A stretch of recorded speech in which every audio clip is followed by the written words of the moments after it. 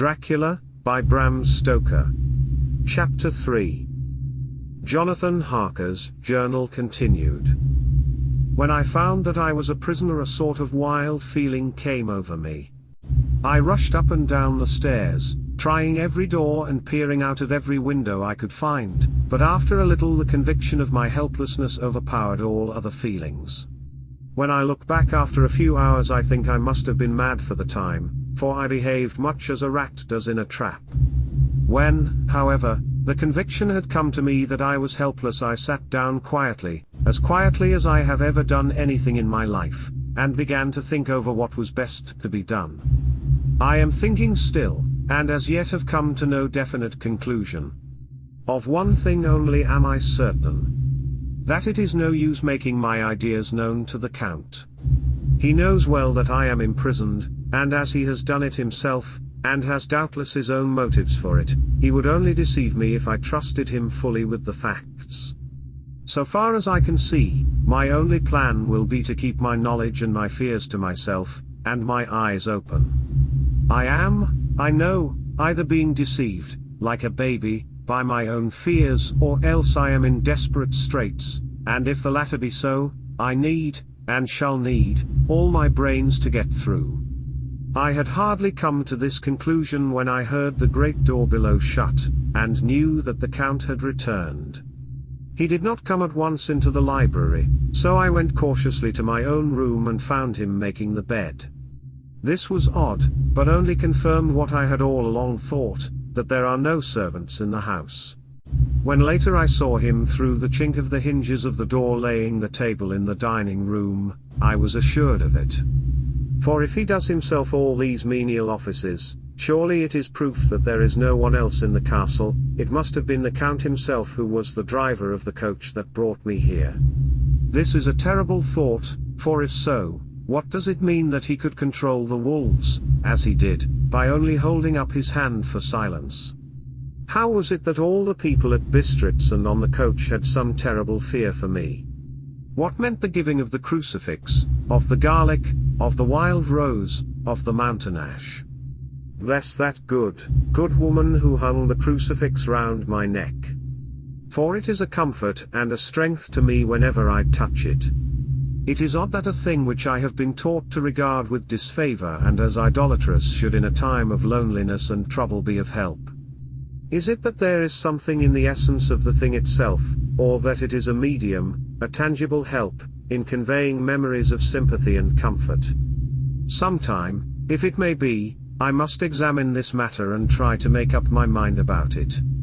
In the meantime I must find out all I can about Count Dracula, as it may help me to understand. Tonight he may talk of himself, if I turn the conversation that way. I must be very careful, however, not to awake his suspicion. Midnight. I have had a long talk with the Count. I asked him a few questions on Transylvania history, and he warmed up to the subject wonderfully.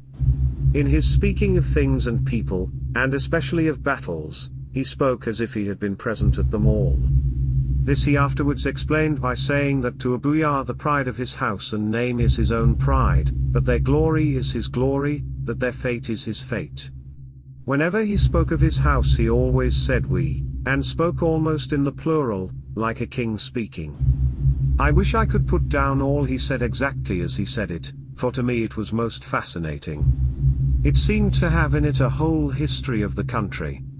He grew excited as he spoke, and walked about the room pulling his great white moustache and grasping anything on which he laid his hands as though he would crush it by main strength. One thing he said which I shall put down as nearly as I can, for it tells in its way the story of his race. We Shekelis have a right to be proud, for in our veins flows the blood of many brave races who fought as the lion fights, for lordship. Here, in the whirlpool of European races, the Ugric tribe bore down from Iceland the fighting spirit which Thor and Woden gave them, which their berserkers displayed to such fell intent on the seaboards of Europe, aye, and of Asia and Africa too, till the peoples thought that the werewolves themselves had come. Here, too, when they came, they found the Huns, whose warlike fury had swept the earth like a living flame, till the dying peoples held that in their veins ran the blood of those old witches, who, expelled from Scythia, had mated with the devils in the desert. Fools, fools!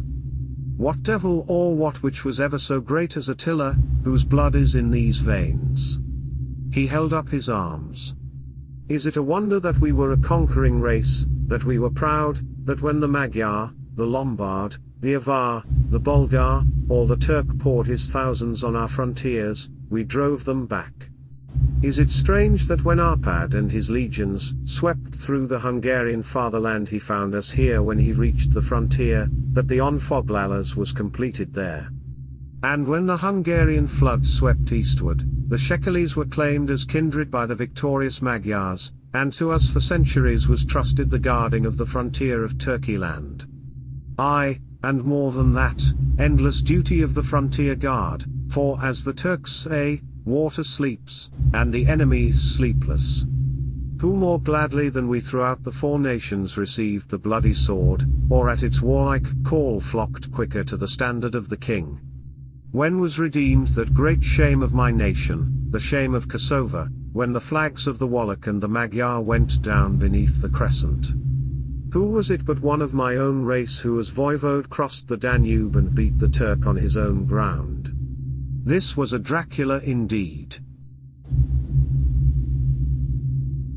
Woe was it that his own unworthy brother, when he had fallen, sold his people to the Turk and brought the shame of slavery on them.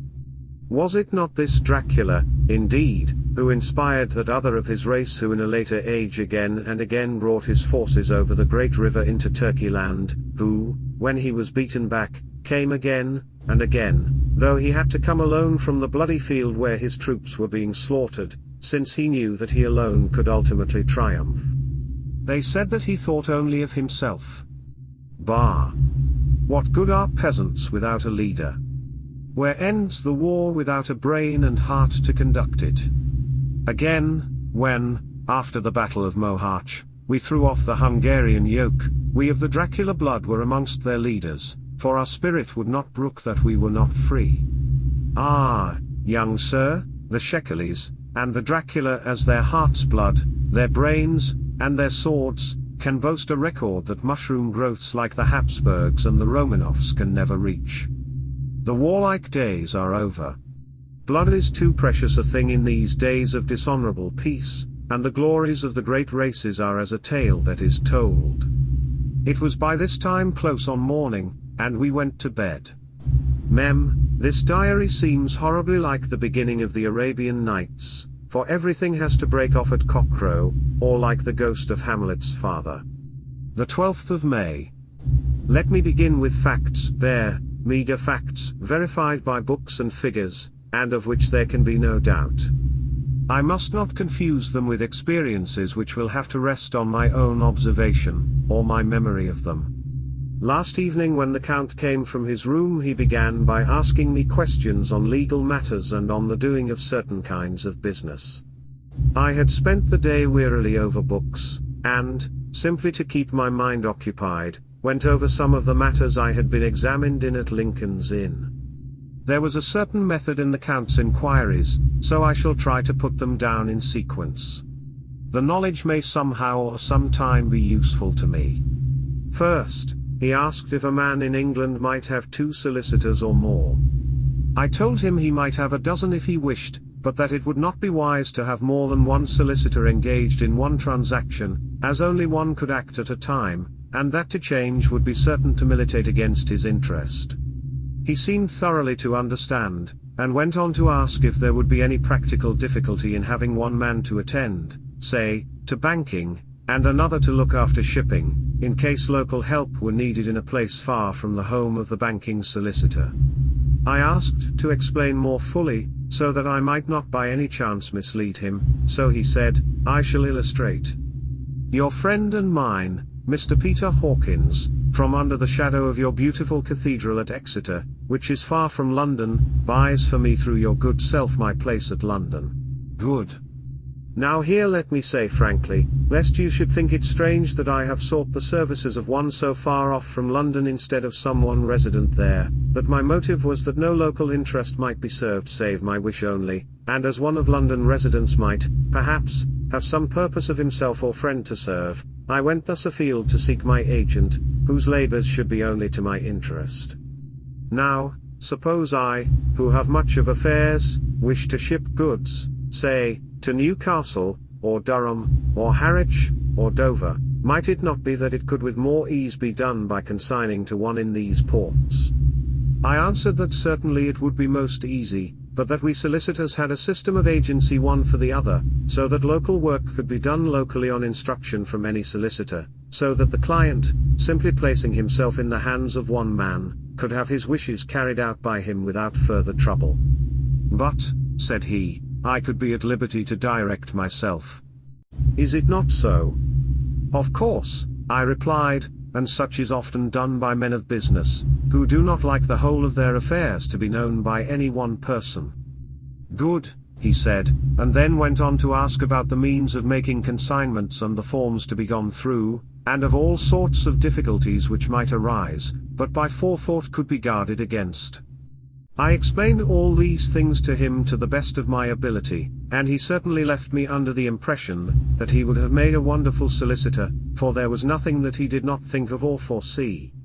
For a man who was never in the country, and who did not evidently do much in the way of business, his knowledge and acumen were wonderful. When he had satisfied himself on these points of which he had spoken, and I had verified all as well as I could by the books available, he suddenly stood up and said, "Have you written since your first letter to our friend Mr. Peter Hawkins, or to any other?" It was with some bitterness in my heart that I answered that I had not, that as yet I had not seen any opportunity of sending letters to anybody. "Then write now, my young friend," he said, laying a heavy hand on my shoulder, "write to our friend and to any other, and say, if it will please you, that you shall stay with me until a month from now." "Do you wish me to stay so long?" I asked, for my heart grew cold at the thought. "I desire it much, nay, I will take no refusal. When your master, employer, what you will, engaged that someone should come on his behalf, it was understood that my needs only were to be consulted. I have not stinted. Is it not so? What could I do but bow acceptance? It was Mr. Hawkins' interest, not mine, and I had to think of him, not myself, and besides, while Count Dracula was speaking, there was that in his eyes and in his bearing which made me remember that I was a prisoner, and that if I wished it I could have no choice. The Count saw his victory in my bow, and his mastery in the trouble of my face, for he began at once to use them, but in his own smooth, resistless way. "I pray you, my good young friend, that you will not discourse of things other than business in your letters. It will doubtless please your friends to know that you are well, and that you look forward to getting home to them. Is it not so?" As he spoke he handed me 3 sheets of notepaper and 3 envelopes. They were all of the thinnest foreign post, and looking at them, then at him, and noticing his quiet smile, with the sharp, canine teeth lying over the red underlip, I understood as well as if he had spoken that I should be more careful what I wrote, for he would be able to read it. So I determined to write only formal notes now, but to write fully to Mr. Hawkins in secret, and also to Mina, for to her I could write shorthand, which would puzzle the Count, if he did see it. When I had written my 2 letters I sat quiet, reading a book whilst the Count wrote several notes, referring as he wrote them to some books on his table. Then he took up my 2 and placed them with his own, and put by his writing materials, after which, the instant the door had closed behind him, I leaned over and looked at the letters, which were face down on the table. I felt no compunction in doing so, for under the circumstances I felt that I should protect myself in every way I could. One of the letters was directed to Samuel F. Billington, number 7, The Crescent, Whitby, another to Herr Leutner, Varna. The third was to Coutts and Company, London, and the fourth to Heron Klopstock and Billruth, bankers, Budapest. The second and fourth were unsealed. I was just about to look at them when I saw the door handle move. I sank back in my seat, having just had time to resume my book before the Count, holding still another letter in his hand, entered the room. He took up the letters on the table and stamped them carefully, and then turning to me, said, "I trust you will forgive me, but I have much work to do in private this evening. You will, I hope, find all things as you wish." At the door he turned, and after a moment's pause, said, "Let me advise you, my dear young friend. Nay, let me warn you with all seriousness, that should you leave these rooms you will not by any chance go to sleep in any other part of the castle. It is old, and has many memories, and there are bad dreams for those who sleep unwisely. Be warned. Should sleep now ever overcome you, or be like to do, then haste to your own chamber or to these rooms, for your rest will then be safe. But if you be not careful in this respect, then," he finished his speech in a gruesome way, for he motioned with his hands as if he were washing them. I quite understood. My only doubt was as to whether any dream could be more terrible than the unnatural, horrible net of gloom and mystery which seemed closing around me. Later, I endorse the last words written, but this time there is no doubt in question. I shall not fear to sleep in any place where he is not. I have placed the crucifix over the head of my bed. I imagine that my rest is thus freer from dreams, and there it shall remain. When he left me I went to my room. After a little while, not hearing any sound, I came out and went up the stone stair to where I could look out towards the south. There was some sense of freedom in the vast expanse, inaccessible though it was to me, as compared with the narrow darkness of the courtyard. Looking out on this, I felt that I was indeed in prison, and I seemed to want a breath of fresh air, though it were of the night. I am beginning to feel this nocturnal existence tell on me. It is destroying my nerve. I start at my own shadow, and am full of all sorts of horrible imaginings. God knows that there is ground for my terrible fear in this accursed place. I looked out over the beautiful expanse, bathed in soft yellow moonlight till it was almost as light as day. In the soft light the distant hills became melted, and the shadows in the valleys and gorges of velvety blackness. The mere beauty seemed to cheer me. There was peace and comfort in every breath I drew. As I leaned from the window my eye was caught by something moving a story below me, and somewhat to my left, where I imagined, from the order of the rooms, that the windows of the Count's own room would look out. The window at which I stood was tall and deep, stone-mullioned, and though weather-worn, was still complete. But it was evidently many a day since the case had been there. I drew back behind the stonework, and looked carefully out. What I saw was the Count's head coming out from the window. I did not see the face, but I knew the man by the neck and the movement of his back and arms. In any case I could not mistake the hands which I had had so many opportunities of studying. I was at first interested and somewhat amused, for it is wonderful how small a matter will interest and amuse a man when he is a prisoner. But my very feelings changed to repulsion and terror when I saw the whole man slowly emerge from the window and begin to crawl down the castle wall over the dreadful abyss, face down with his cloak spreading out around him like great wings. At first I could not believe my eyes. I thought it was some trick of the moonlight, some weird effect of shadow, but I kept looking, and it could be no delusion. I saw the fingers and toes grasp the corners of the stones, worn clear of the mortar by the stress of years, and by thus using every projection and inequality move downwards with considerable speed, just as a lizard moves along a wall. What manner of man is this, or what manner of creature is it in the semblance of man? I feel the dread of this horrible place overpowering me. I am in fear, in awful fear, and there is no escape for me. I am encompassed about with terrors that I dare not think of. The 15th of May. Once more I have seen the Count go out in his lizard fashion. He moved downwards in a sidelong way, some 100 feet down, and a good deal to the left. He vanished into some hole or window. When his head had disappeared, I leaned out to try and see more, but without avail. The distance was too great to allow a proper angle of sight. I knew he had left the castle now, and thought to use the opportunity to explore more than I had dared to do as yet. I went back to the room, and taking a lamp, tried all the doors. They were all locked, as I had expected, and the locks were comparatively new. But I went down the stone stairs to the hall where I had entered originally. I found I could pull back the bolts easily enough and unhook the great chains.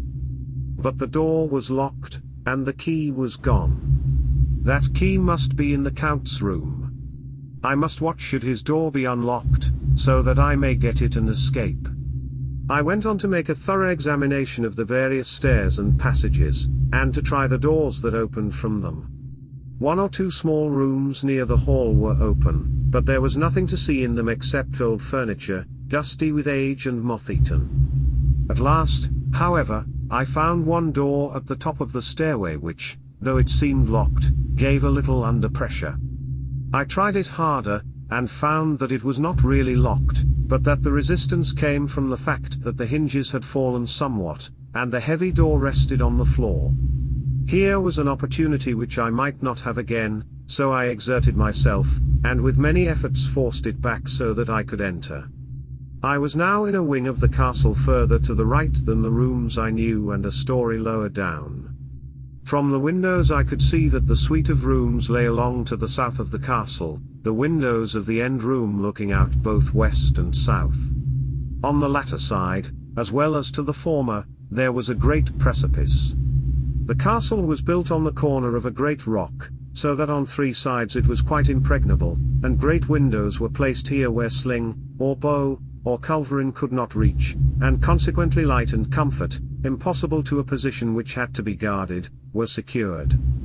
To the west was a great valley, and then, rising far away, great jagged mountain fastnesses, rising peak on peak, the sheer rock studded with mountain ash and thorn, whose roots clung in cracks and crevices and crannies of the stone. This was evidently the portion of the castle occupied by the ladies in bygone days, for the furniture had more an air of comfort than any I had seen. The windows were curtainless, and the yellow moonlight, flooding in through the diamond panes, enabled one to see even colors, whilst it softened the wealth of dust which lay over all and disguised in some measure the ravages of time and moth. My lamp seemed to be of little effect in the brilliant moonlight, but I was glad to have it with me, for there was a dread loneliness in the place which chilled my heart and made my nerves tremble. Still, it was better than living alone in the rooms which I had come to hate from the presence of the Count, and after trying a little to school my nerves, I found a soft quietude come over me.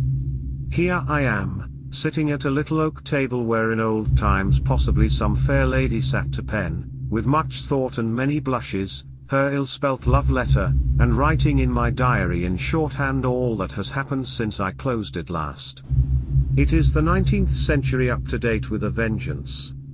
And yet, unless my senses deceive me, the old centuries had, and have, powers of their own which mere modernity cannot kill. Later, the morning of the 16th of May. God preserve my sanity, for to this I am reduced. Safety and the assurance of safety are things of the past.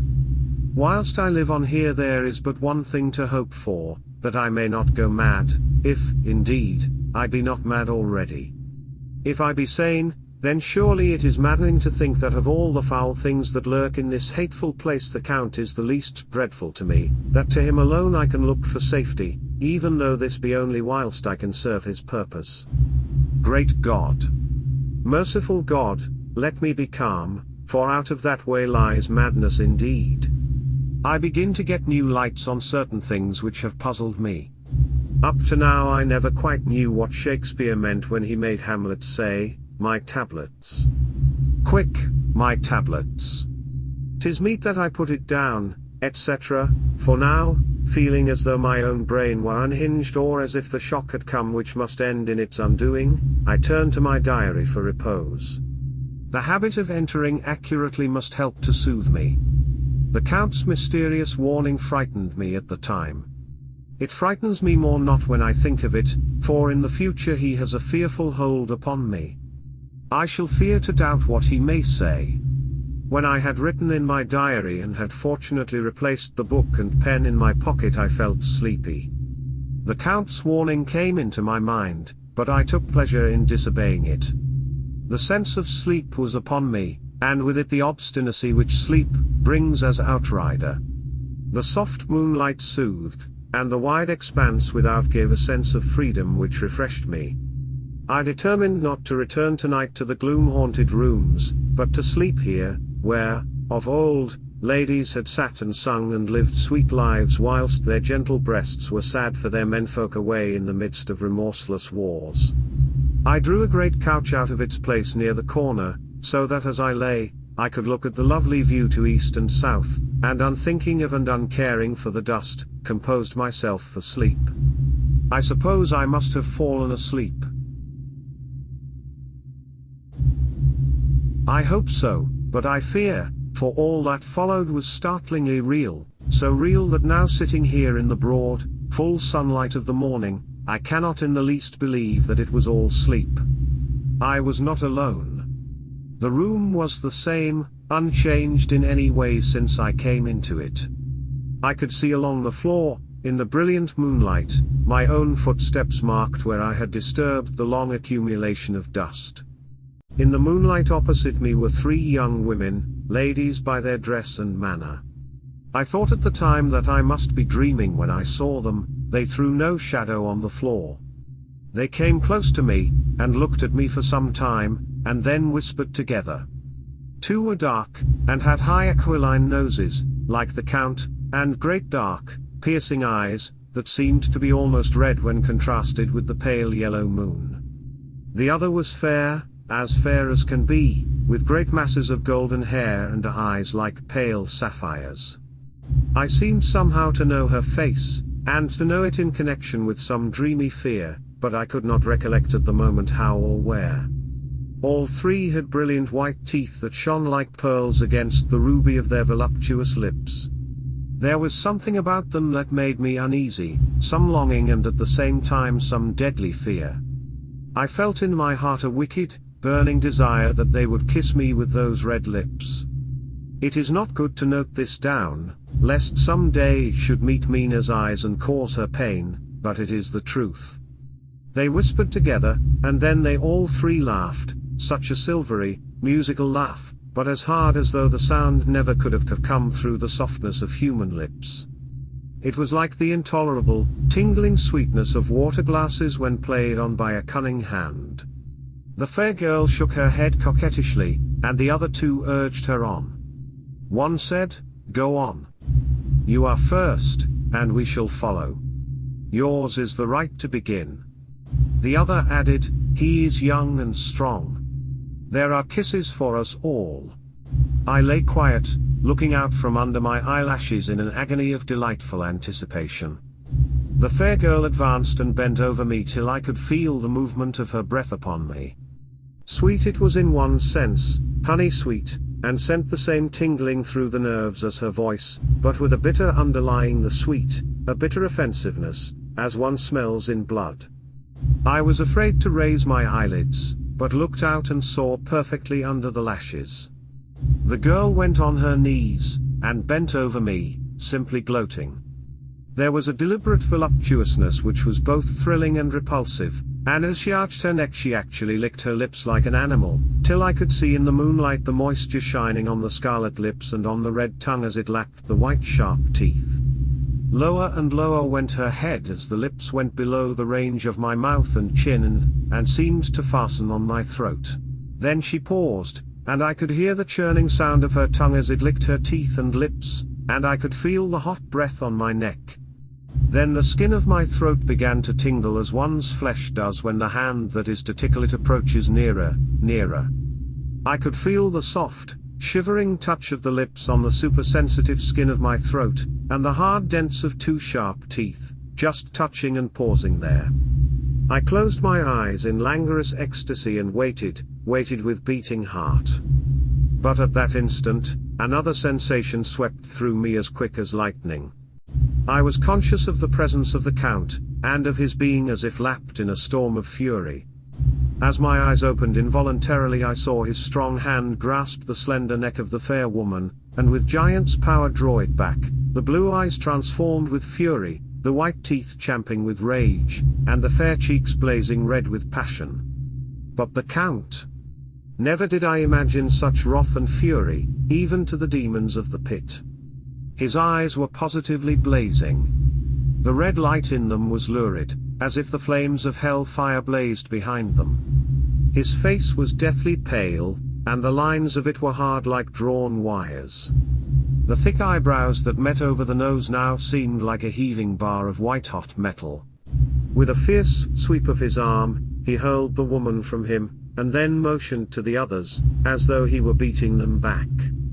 It was the same imperious gesture that I had seen used to the wolves. In a voice which, though low and almost in a whisper, seemed to cut through the air and then ring in the room, he said, "How dare you touch him, any of you? How dare you cast eyes on him when I had forbidden it? Back, I tell you all. This man belongs to me. Beware how you meddle with him, or you'll have to deal with me." The fair girl, with a laugh of ribald coquetry, turned to answer him. "You yourself never loved. You never love." On this the other women joined, and such a mirthless, hard, soulless laughter rang through the room that it almost made me faint to hear. It seemed like the pleasure of fiends. Then the Count turned, after looking at my face attentively, and said in a soft whisper, "Yes, I too can love. You yourselves can tell it from the past. Is it not so? Well, now I promise you that when I am done with him you shall kiss him at your will. Now go. Go? I must awaken him, for there is work to be done." "Are we to have nothing tonight?" said one of them, with a low laugh, as she pointed to the bag which he had thrown upon the floor, and which moved as though there were some living thing within it. For answer he nodded his head. One of the women jumped forward and opened it. If my ears did not deceive me, there was a gasp and a low wail, as of a half-smothered child. The women closed round, whilst I was aghast with horror. But as I looked, they disappeared, and with them the dreadful bag. There was no door near them, and they could not have passed me without my noticing. They simply seemed to fade into the rays of the moonlight and pass out through the window, for I could see outside the dim, shadowy forms for a moment before they entirely faded away.